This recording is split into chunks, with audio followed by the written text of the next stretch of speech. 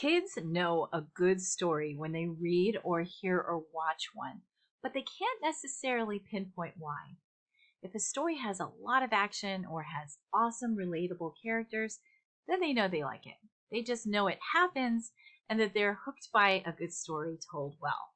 However, when they try to write their own stories, they often gloss over the details or don't notice how an author uses description in a piece of literature. So in today's video, I'm going to show you 3 ways to help your students improve their descriptions. So there are 3 techniques to improve student description in narrative writing.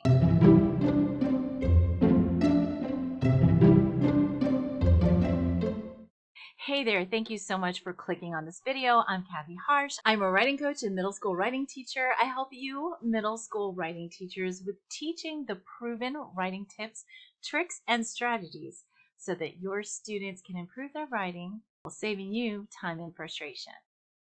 I believe we should call our students writers and give them the voice, choice, and time to develop their literacy skills. Please hit that like button, subscribe, and hit the notification bell if you like this channel, and share it with other middle school teachers so they can find this channel through the YouTube algorithm. The first way to get students to improve description is to get them to mind map their description. I always start off with a bell ringer for students to list down something to describe specifically, like favorite places or food. The writer then chooses one item from their list to describe. And usually I give that as a bell ringer.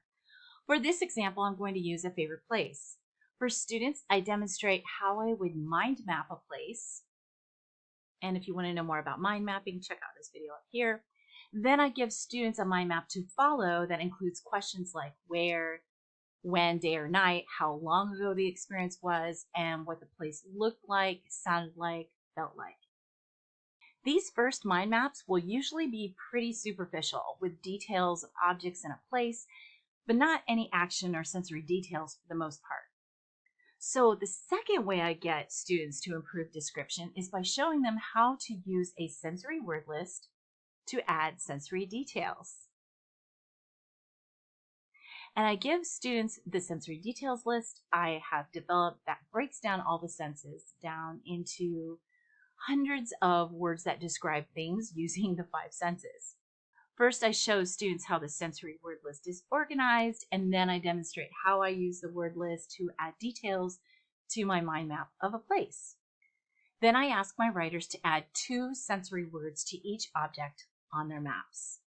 From there, I show students how I would organize my mind map and where I would start my writing, numbering off each potential sentence, and they do the same. Then students write their descriptions and share them with each other. Now, the third way that writers improve description is by using action verbs. Now, this takes some practice because middle school students forget what verbs actually are and how they function in a sentence, especially since they're now writing more complicated sentences than they were in elementary school. So go back to simple sentences that illustrate that strong subject-action-verb construction, which creates a movement in the reader's mind. Show students how easy it is to create these power sentences by using these simple activities. For example, a subject-action-verb list. I do this activity with my students several times throughout the school year. I learned the original activity from one of my very dear friends, Victoria. The activity is a simple list of subjects and action verbs that use the senses. She used fall is here as the topic, and she had students create a list of fall nouns and then show them how to use action verbs to make these objects move, smell, taste, and sound. So here's an example. Fall is here. We have the list of nouns about fall, and we'll have another list of 3 action verbs. So leaves, shiver, shake, crumble, pile, wind chills, howls, blows, trees sway, drop leaves, and change. And then Halloween costumes can glitter, spook, scare. Pumpkins can grow, plump, and multiply. Turkeys gobble, roast, and fill our stomachs. And apple cider steams, sweetens, and drips. So whatever they come up with as far as action verbs, you may want to do this with your writers a few times and then allow them to pick which verbs they're going to use in their own piece of writing.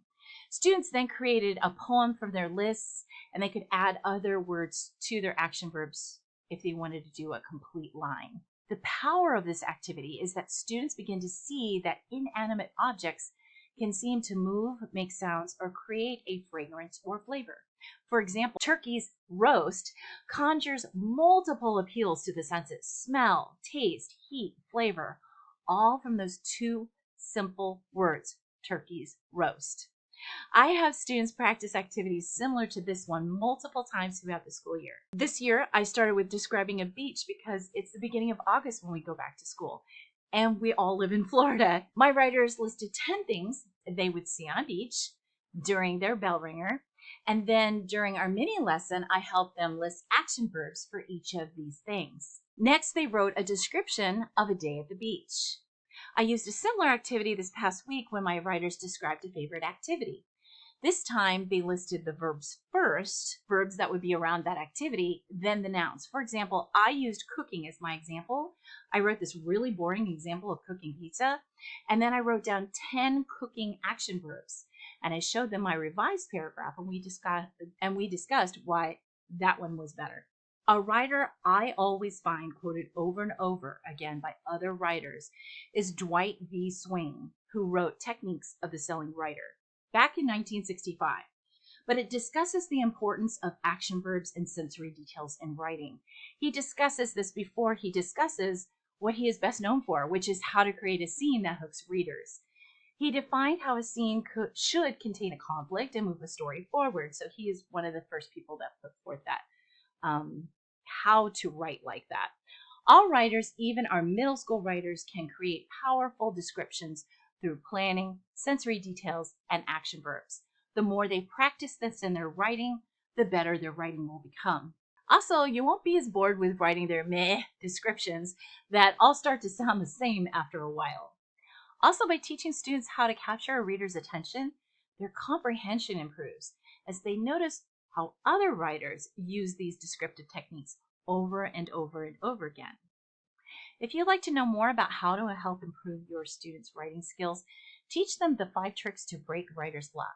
You can pick up my free teacher's guide by clicking on the link below, and it's www.teachtowrite.com/5tricks. This guide comes with printable and digital student worksheets, videos that show you how I teach each of the 5 tricks, and a free subscription to my newsletter that gives you more techniques, tips, and tricks for teaching writing in middle school.